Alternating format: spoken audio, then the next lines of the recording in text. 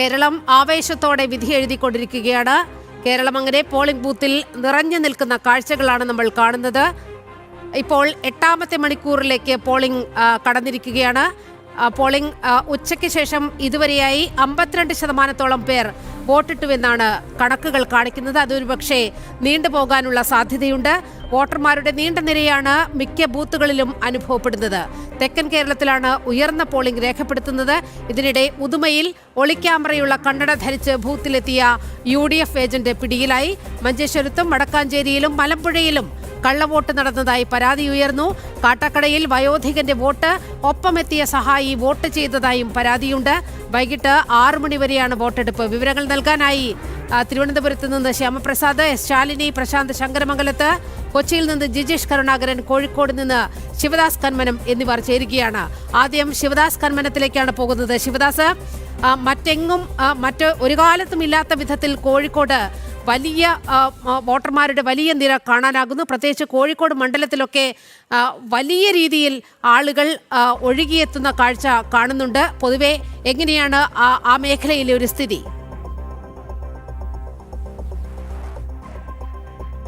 കോഴിക്കോട് ജില്ലയിൽ രാവിലെ മുതൽ തന്നെ പോളിംഗ് ബൂത്തുകളിൽ വലിയൊരു നിര തന്നെയായിരുന്നു ഉണ്ടായിരുന്നത്. അതായത് രാവിലെ 7 മണിക്ക് പോളിംഗ് ആരംഭിച്ചപ്പോൾ മുതൽ തന്നെ എല്ലാ ബൂത്തുകളിലും നീണ്ട ക്യൂ ഉണ്ടായിരുന്നു. മുൻകാലങ്ങളെ അപേക്ഷിച്ച് ഇത്തവണ പരമാവധി ആളുകൾ പോളിംഗ് ബൂത്തിലേക്ക് എത്തി തങ്ങളുടെ സമ്മതിദാനാവകാശം വിനിയോഗിക്കാനുള്ള ഒരു നീക്കം ആളുകളുടെ ഭാഗത്തു നിന്നും ഉണ്ടായിട്ടുണ്ട്. കൃത്യമായി തന്നെ നിലവിലെ രാഷ്ട്രീയ സാഹചര്യങ്ങളൊക്കെ പരിഗണിച്ചുകൊണ്ട് അത്തരത്തിൽ കൃത്യമായി തങ്ങളുടെ സമ്മതിദാനാവകാശം വിനിയോഗിക്കുക എന്ന ലക്ഷ്യത്തോടെ തന്നെയാണ് ആളുകൾ കൃത്യമായി തന്നെ പോളിംഗ് ബൂത്തിലേക്ക് എത്തിയത്.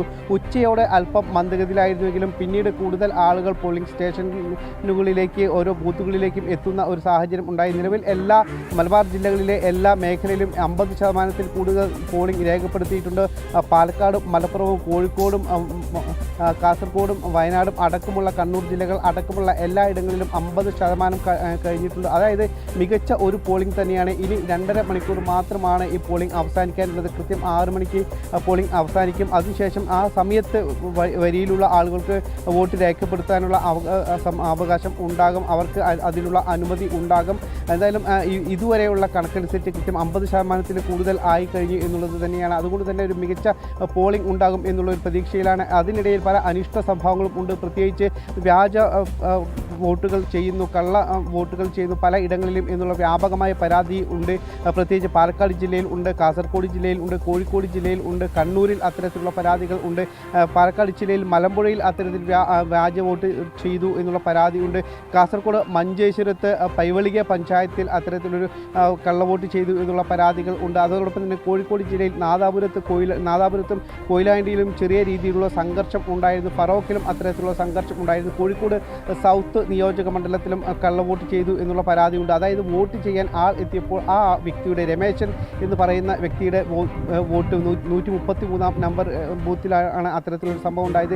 രമേശൻ എന്ന വ്യക്തിയുടെ വോട്ട് മറ്റൊരാൾ രേഖപ്പെടുത്തിയിരുന്നു. ഇതുമായി ബന്ധപ്പെട്ട് പിന്നീട് അദ്ദേഹം പരാതി നൽകിയിട്ടുണ്ട്. ഇത്തരത്തിൽ വിവിധ സംഭവങ്ങൾ, അനിഷ്ട സംഭവങ്ങൾ ഉണ്ട്. പല ഇടങ്ങളിലും രാവിലെ വോട്ടിംഗ് മെഷീൻ തകരാറിൽ ആയ സംഭവങ്ങളും ഉണ്ടായിരുന്നു. അത് പിന്നീട് ഉടൻ തന്നെ പരിഹരിക്കുന്ന ഒരു രീതിയും നമുക്ക് കാണാൻ കഴിഞ്ഞിട്ടുണ്ട്. മറ്റു വലിയ രീതിയിലുള്ള അനിഷ്ട സംഭവങ്ങളൊന്നും തന്നെ ഉണ്ടായിട്ടില്ല. രാവിലെ മഞ്ചേശ്വരത്ത് ഇത്തരത്തിലുള്ള കള്ളവോട്ട് ഉണ്ട് എന്നുള്ള സംഭവത്തിൽ BJP പ്രവർത്തകർ അവിടെ പരാതി നൽകിയിട്ടുണ്ട്. വിദേശത്തുള്ള ഒരു വ്യക്തി, അദ്ദേഹം നിലവിൽ വിദേശത്താണ്, അദ്ദേഹത്തിൻ്റെ സഹോദരൻ വോട്ട് ചെയ്തു എന്നുള്ളതാണ് പരാതിയിൽ പറയുന്നത്.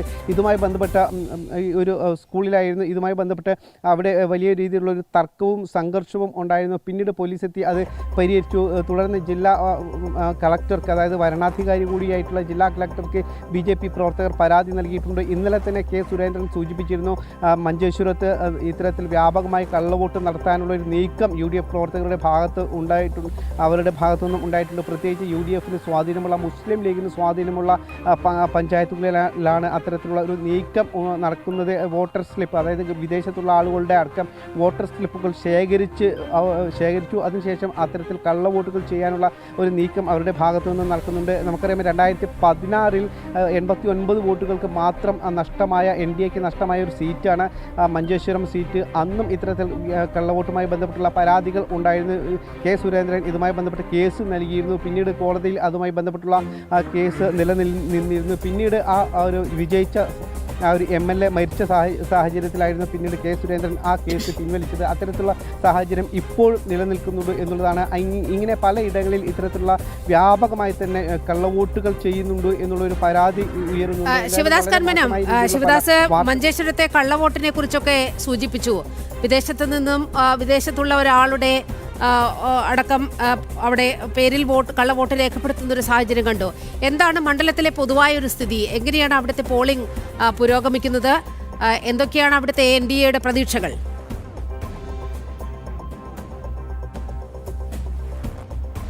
മണ്ഡലം NDAയെ സംബന്ധിച്ച് വലിയ പ്രതീക്ഷ ഉള്ള ഒരു മണ്ഡലം തന്നെയാണ്. വലിയ തുടക്കത്തിൽ, അതായത് 2011 അതിനു മുൻപുള്ള കാലയളവിൽ വോട്ടിംഗ് NDAയെ സംബന്ധിച്ച് വളരെ കുറവായതെങ്കിൽ 2016 കെ സുരേന്ദ്രൻ മണ്ഡലത്തിൽ എത്തിയതോടെ വെറും 89 വോട്ടുകൾക്ക് മാത്രമാണ് ആ മണ്ഡലം NDAയ്ക്ക് നഷ്ടമായത്. അതിനുശേഷം BJP പ്രവർത്തകരുടെയും അതോടൊപ്പം തന്നെ NDAയുടെയും ശക്തമായ ഒരു വേരോട്ടം ഈ മണ്ഡലത്തിൽ ഉണ്ടായിരുന്നു. കൃത്യമായി തന്നെ BJP വോട്ടുകളും ഇതര വോട്ടുകളും അവിടെ NDA സ്ഥാനാർത്ഥിക്ക് ലഭിക്കുന്ന ഒരു സാഹചര്യം ഉണ്ടായിരുന്നു. ഇപ്പോഴും അത്തരത്തിലുള്ള ഒരു സാഹചര്യം തന്നെയാണ്. കാരണം ഈ മഞ്ചേശ്വരം മണ്ഡലം എന്ന് പറയുന്നത് വളരെ മോശമായ സാഹചര്യത്തിൽ ഉള്ള ഒരു മണ്ഡലമാണ്. കാര്യമായ വികസനങ്ങൾ ഒന്നും ഇല്ലാത്ത ഒരു നിയമസഭാ മണ്ഡലമാണ്. ഇത് കൃത്യമായി തന്നെ ജനങ്ങൾ മനസ്സിലാക്കിയിട്ടുണ്ട്. അതായത് അടിസ്ഥാന സൗകര്യങ്ങൾ ഇല്ല, പല ഇടങ്ങളിലും കുടിവെള്ളക്ഷാമം രൂക്ഷമായി നിലനിൽക്കുന്നു, വീടുകളെല്ലാം തന്നെ ശോചനീയാവസ്ഥയിൽ നിലനിൽക്കുന്ന നിരവധി വീടുകൾ അത്തരത്തിലുള്ളതുണ്ട്. ശൗചാലയങ്ങൾ പോലും ഇല്ലാത്ത നിരവധി വീടുകൾ ഇപ്പോഴും മഞ്ചേശ്വരം നിയമസഭാ മണ്ഡലത്തിൽ ഉണ്ട്. ഇങ്ങനെ അടിസ്ഥാന വികസനങ്ങൾ തീരെ ഇല്ലാത്ത ഒരു നിയമസഭാ മണ്ഡലം കൂടിയാണ്. വ്യത്യസ്ത സപ്തഭാഷാ സംഗമ ഭൂമി ആണ്. അതായത് വ്യത്യസ്ത ഭാഷകൾ സംസാരിക്കുന്ന ആളുകളാണ്. പക്ഷേ അങ്ങനെ അത്തരം ഭാഷകൾ സംസാരിക്കുന്ന ആളുകൾക്കൊന്നും തന്നെ കാര്യമായ ഒരു പരിഗണന അവർക്ക് ലഭിക്കുന്നില്ല എന്നുള്ള പരാതി വ്യാപകമായി നിലനിൽക്കുന്നുണ്ട്. കാലങ്ങളായി അത്തരത്തിലുള്ള ഒരു പരാതിയുണ്ട്. അവരുടെ പരാതി കേൾക്കാൻ ഇതുവരെ ഉണ്ടായിരുന്ന MLAമാർക്ക് കഴിഞ്ഞിട്ടില്ല. അപ്പോൾ അതെല്ലാം തന്നെ വലിയ രീതിയിലുള്ള ഒരു പ്രതിഷേധമായി മാറിയിട്ടുണ്ട്. അതെല്ലാം തന്നെ ഈ നിയമസഭാ തിരഞ്ഞെടുപ്പിൽ പ്രതിഫലിക്കും എന്നുള്ളതിൽ തർക്കമൊന്നുമില്ല. നമുക്കിനി തിരുവനന്തപുരത്തേക്കാണ് പോകേണ്ടത്. അവിടെ നിന്ന് ശ്യാമപ്രസാദ് ചേരുന്നുണ്ട്. ശ്യാമപ്രസാദ്, പൊതുവെ ഈ തിരുവനന്തപുരത്തെ ഇന്നത്തെ ഈ ഒരു വോട്ടിംഗ് നില പരിഗണിക്കുകയാണെങ്കിൽ മുൻപെങ്ങുമില്ലാത്ത വിധത്തിൽ വലിയൊരു ജനത്തിരക്ക്, ഉയർന്ന പോളിംഗ് തിരുവനന്തപുരത്തെ നഗരമേഖല, പ്രത്യേകിച്ച് തിരുവനന്തപുരത്തെ നഗരമേഖലയിൽ രേഖപ്പെടുത്തുന്ന ഒരു സാഹചര്യമുണ്ട്. മാത്രവുമല്ല ഗ്രാമപ്രദേശങ്ങൾ ഇതൊന്നൊരു വ്യത്യാസമില്ലാതെയാണ് തിരുവനന്തപുരം ജില്ല ഒന്നാകെ ഈ പോളിംഗിൽ കുതിച്ചു കയറുന്ന ഒരു സാഹചര്യം ഉണ്ടായിട്ടുള്ളത്. എന്താണ് നമുക്ക് ലഭിക്കുന്ന ഏറ്റവും ഒടുവിലത്തെ കണക്കുകൾ? എങ്ങനെയാണ് ബൂത്തുകളിലെ ട്രെൻഡിങ്?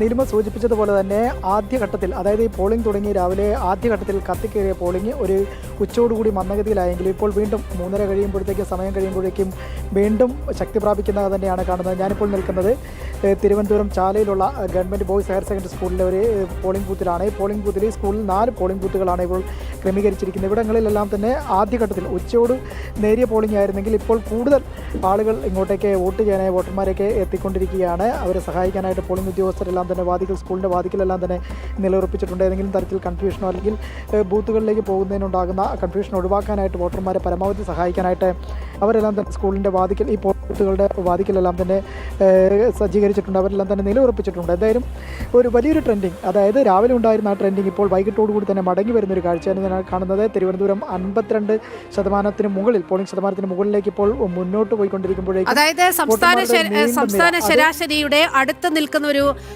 സംഖ്യയിലേക്ക് തിരുവനന്തപുരം എത്തുകയാണ്.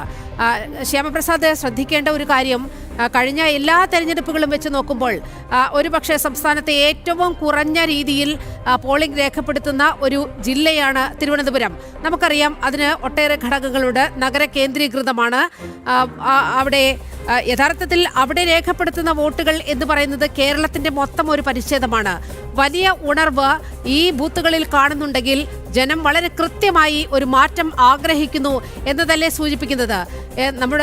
നമുക്ക് നേമത്ത് തന്നെ കാണാൻ പറ്റും. നേമത്തൊക്കെ വലിയ തിരക്ക് ഇപ്പോഴും, ഈ കൊടും വെയിലത്തും വലിയ തിരക്ക് അനുഭവപ്പെടുന്ന കാഴ്ചകൾ നേമമണ്ഡലത്തിൽ കാണാൻ കഴിയുന്നുണ്ട്, തിരുവനന്തപുരം മണ്ഡലത്തിൽ കാണാൻ കഴിയുന്നുണ്ട്. വട്ടിയൂർക്കാവ്, ഈ നഗര കേന്ദ്രങ്ങളെല്ലാം പരിശോധിക്കുമ്പോൾ വലിയ ജനത്തിരക്ക് കാണുന്നു. അപ്പോൾ അതൊരു ഇൻഡിക്കേറ്റർ ആകാം, ജനം വലിയ മാറ്റം ആഗ്രഹിക്കുന്നു എന്ന ആവേശത്തോടുകൂടി വന്ന് വോട്ട് ചെയ്യുന്ന ഒരു സാഹചര്യമാണ് കാണാൻ കഴിയുന്നത്, അല്ലേ?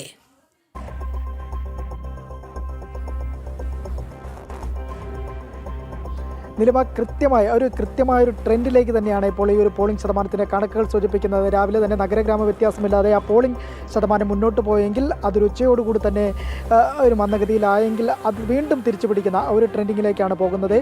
പല മണ്ഡലത്തിലും നിലവിൽ സൂചിപ്പിച്ചതുപോലെ തന്നെ നേമം, ഒപ്പം തന്നെ തിരുവനന്തപുരം സെൻട്രൽ ഈ അടക്കമുള്ള ഭാഗങ്ങളിലേക്ക് വരികയാണെങ്കിൽ തന്നെ മികച്ച ട്രെൻഡിങ്ങോടുകൂടി തന്നെ പോളിംഗ് ശതമാനം ഉയർന്നു പോകുന്ന കാഴ്ചയാണ് കാണുന്നത്. രാവിലെയോടുകൂടി തന്നെ ആ ഒരു പോളിംഗ് ശതമാനത്തിൽ നേരിയ ഉണർവ് മാറി അത് വളരെ പ്രകടമായൊരു മാറ്റം പോളിംഗ് ബൂത്തുകളിലെല്ലാം ഉണ്ടാകുകയും ചെയ്തിരിക്കുന്നു.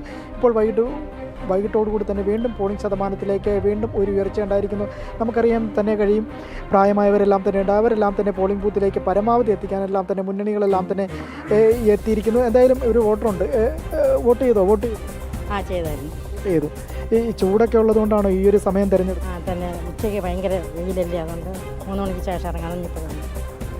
ജോലികളൊക്കെ പൂർത്തിയാക്കി ഇങ്ങനെയായിരിക്കും പരമാവധി നമ്മൾ മലയാളികൾ പൊതുവെ കണക്ക് കൂട്ടും. വോട്ട്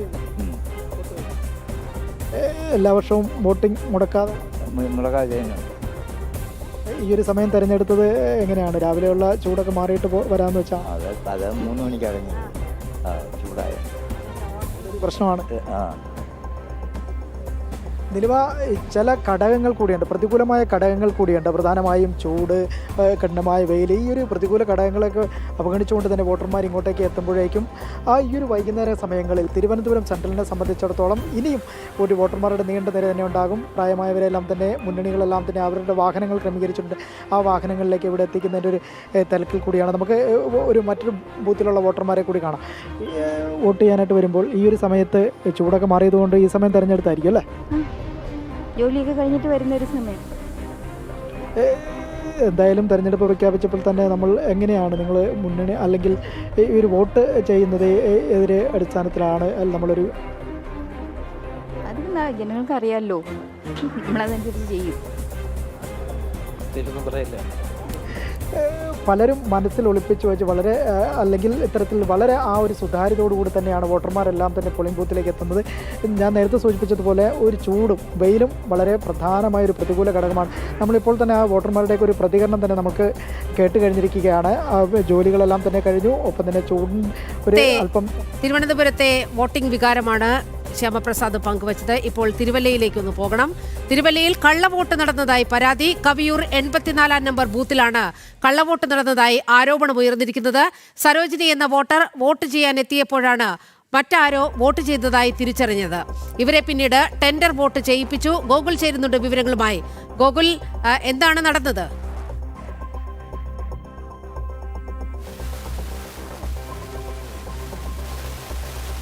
നീലിമ, അതായത് ഈ തിരുവല്ല മണ്ഡലത്തിൽ ഇത്തരത്തിൽ വ്യാപകമായിട്ട് ക്രമക്കേടുകൾ നടക്കുന്നുണ്ട് എന്നുള്ളൊരു ആരോപണമാണ് ഇപ്പോൾ ഉയർന്നു വന്നിരിക്കുന്നത്. കള്ളവോട്ടടക്കം ഈ മണ്ഡലത്തിൽ ഉണ്ട് എന്നുള്ള പരാതികളാണ് പുറത്തു വന്നുകൊണ്ടിരിക്കുന്നത്. രാവിലെ ആറന്മുള മണ്ഡലത്തിൽ മറ്റൊരു കാര്യം, അതായത് വീണ ജോർജിൻ്റെ ചിഹ്നം മാത്രം തെളിയുന്നു എന്ന രീതിയിൽ ആരോപണം ഉണ്ടായിട്ടുണ്ടായിരുന്നു. ഇപ്പോൾ തിരുവല്ല മണ്ഡലത്തിലും സമാനമായിട്ട് ഇത്തരത്തിൽ ഈ ക്രമക്കേട് അല്ലെങ്കിൽ കള്ളവോട്ട് ആരോപണം ഉയർന്നിരിക്കുകയാണ്. കവിയൂർ 84 നമ്പർ ബൂത്തിലാണ് കള്ളവോട്ട് നടന്നതായിട്ട് ഇപ്പോൾ ആരോപണം ഉയർന്നിരിക്കുന്നത്. സരോജിനി എന്ന് പറയുന്ന വോട്ടറുടെ പേരിലാണ് കള്ളവോട്ട് നടന്നിരിക്കുന്നത്. ഇവർ ഉച്ചയോടുകൂടി വോട്ട് ചെയ്യാനായിട്ട് ഈ 84 നമ്പർ ബൂത്തിലെത്തി. അപ്പോഴാണ് തൻ്റെ പേരിൽ മറ്റാരോ വോട്ട് ചെയ്ത് പോയിരിക്കുന്നു എന്നുള്ള വിവരം അവർ തിരിച്ചറിഞ്ഞത്. തുടർന്ന് അവിടെയുള്ള മറ്റ് ബൂത്ത് ഏജന്റുമാരെയൊക്കെ വിവരം അറിയിച്ചു. അതിൻ്റെ അടിസ്ഥാനത്തിൽ ഇത് കള്ളവോട്ടാണ് എന്നുള്ള കാര്യം ഏറെക്കുറെ സ്ഥിരീകരിക്കുകയായിരുന്നു. പിന്നീട് ഈ സരോജിനിയെ ടെൻഡർ വോട്ട് ചെയ്യിപ്പിച്ചിട്ടുണ്ട്. എന്തായാലും ഈ സംഭവം വളരെ ഗുരുതരമുള്ളതാണ്. BJP അടക്കമുള്ള രാഷ്ട്രീയ കക്ഷികൾ ഈ വിഷയത്തിൽ പരാതിയുമായിട്ട് രംഗത്ത് വന്നിട്ടുണ്ട്. ഇതിന്മേൽ കൃത്യമായിട്ട് അന്വേഷണം നടത്തണമെന്നുള്ള ആവശ്യവും ഉന്നയിച്ചിട്ടുണ്ട്. മറ്റൊരു സംഭവം ഇപ്പോൾ ഈ നിമിഷം പുറത്തു വരുന്നതാണ്. പുറമറ്റം എന്ന് പറയുന്നത് തിരുവല്ലയിലെ തന്നെ പുറമറ്റം ബൂത്തിലും ഇത്തരത്തിൽ കള്ളവോട്ട് നടന്നിരിക്കുന്നതായിട്ടുള്ളൊരു വിവരം കൂടി പുറത്തു വരുന്നുണ്ട്. അതിൻ്റെ കൂടുതൽ വിവരങ്ങൾ അല്പസമയത്തിനകം തന്നെ നമുക്ക് ലഭ്യമാകും. എന്തായാലും അവിടെയും കള്ളവോട്ട് നടന്നിരിക്കുന്നു. അതായത് ഇപ്പോൾ കവിയൂരിലും പുറമറ്റത്തും കള്ളവോട്ടുകൾ നടന്നിരിക്കുന്നു തിരുവല്ല മണ്ഡലത്തിൽ എന്നുള്ള വിവരങ്ങളാണ് പുറത്തു വന്നിരിക്കുന്നത്. എന്തായാലും ഇതിൻ്റെ കൂടുതൽ വിവരങ്ങൾ കൂടി അല്പസമയത്തിനകം ലഭ്യമാകും. വ്യാപകമായിട്ട് അങ്ങനെയാണെങ്കിൽ ഈ തിരുവല്ലയിൽ കള്ളവോട്ട് നടക്കുന്നു എന്നുള്ളതാണ് നമുക്ക് മനസ്സിലാക്കുവാനായിട്ട് സാധിക്കുന്നത്. ഒപ്പം തിരുവല്ല മണ്ഡലം BJP ഏറ്റവും കൂടുതൽ വിജയസാധ്യത നിലനിൽക്കുന്ന ഒരു മണ്ഡലം കൂടിയിട്ടാണ്. അവിടെ പരാജയ ഭീതിയിലാണ് LDFും നിലവിലെ സിറ്റിംഗ് MLA LDFും അതോടൊപ്പം തന്നെ UDF സ്ഥാനാർത്ഥിയും വലിയ പരാജയ ഭീതിയിൽ തന്നെയാണ്. അതുകൊണ്ട് തന്നെ BJPയുടെ മുന്നേറ്റം വലിയ പരാജയ ഭീതി അവർക്ക് സൃഷ്ടിച്ചിട്ടുണ്ടായിരുന്നു. അതിൻ്റെ അടിസ്ഥാനത്തിലാണോ ഈ രീതിയിലുള്ള നീക്കങ്ങളൊക്കെ ഉണ്ടായിക്കൊണ്ടിരിക്കുന്നത് എന്നുള്ള കാര്യമൊക്കെ കൃത്യമായിട്ട് പരിശോധനയ്ക്ക് വിധേയമാകേണ്ടതുണ്ട്. സമാനമായി തന്നെയാണ് ആറന്മുള മണ്ഡലത്തിലും. ആറന്മുളയിലും BJPയുടെ മുന്നേറ്റം ഭയന്നിരിക്കുകയാണ് LDFും UDFും. ഒപ്പം അതുകൊണ്ട് തന്നെ ഇത്തരത്തിൽ ഈ ഒരു ആരോപണം, അതായത് ഈ വീണ ജോർജിൻ്റെ ചിഹ്നവും അവരുടെ ചിത്രവും മാത്രം തെളിഞ്ഞു കാണുന്നു, ബാക്കി സ്ഥാനാർത്ഥികളുടെ ഒന്നും തെളിയാതെ അവ്യക്തമായിട്ടിരിക്കുന്നു എന്നുള്ള ആരോപണം രാവിലെയാണ് ഉയർന്നു വന്നത്. അതിൽ കുമ്മനം രാജശേഖരൻ BJP സ്ഥാനാർത്ഥി കൃത്യമായിട്ട് അതിൽ അന്വേഷണം ഉണ്ടാകണം, ഉദ്യോഗസ്ഥർക്ക് ഇതിൽ എന്തെങ്കിലും വീഴ്ച പറ്റിയിട്ടുണ്ടോ എന്നതടക്കമുള്ള കാര്യങ്ങൾ അന്വേഷിക്കണമെന്നും കുമ്മനം രാജശേഖരൻ ആവശ്യപ്പെടുകയും ചെയ്തിട്ടുണ്ടായിരുന്നു. അങ്ങനെ ജില്ലയുടെ ഈ BJP സ്ട്രോങ് കേന്ദ്രങ്ങളിൽ അല്ലെങ്കിൽ ശക്തി കേന്ദ്രങ്ങളിൽ ഈ രീതിയിൽ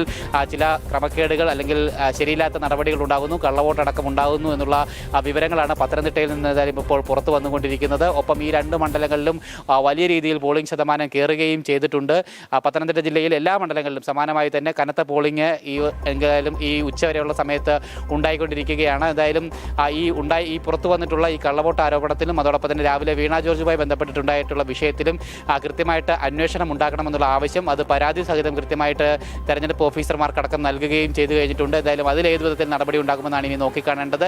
എന്തായാലും ഈ കൂടുതൽ ഇത്തരത്തിലുള്ള സംഭവവികാസങ്ങൾ ഉണ്ടാകാതിരിക്കുന്നതിൽ അത് ഉദ്യോഗസ്ഥ തലത്തിൽ വീഴ്ച ഉണ്ടായിട്ടുണ്ടോ എന്നതടക്കമുള്ള കാര്യങ്ങൾ കൂടി പരിശോധിക്കേണ്ടതുണ്ട്. ഈ ഏതെങ്കിലും തരത്തിലുള്ള ക്രമക്കേടുകൾ ഉണ്ടെങ്കിൽ അതിനെതിരെ ഏത് വിധത്തിൽ നടപടി ഇനി ഉണ്ടാകുമെന്നുള്ളതാണ് നമുക്ക് നോക്കിക്കാണേണ്ടത്. എന്തായാലും പുറമറ്റത്തുകൂടി ഒരു കള്ളവോട്ട് ഇപ്പോൾ ഉണ്ടായിരിക്കുകയാണ് കവിയൂരിന് പുറമെ എന്നുള്ള വിവരങ്ങൾ കൂടി ലഭ്യമാക്കുന്നു. അത് ആരാണ് ചെയ്തത്, എങ്ങനെയായിരുന്നു എന്നുള്ള കാര്യത്തിൽ അല്പസമയത്തിനകം തന്നെ നമുക്കതുമായി ബന്ധപ്പെട്ട കൂടുതൽ വിവരങ്ങൾ ലഭിക്കുന്നില്ല.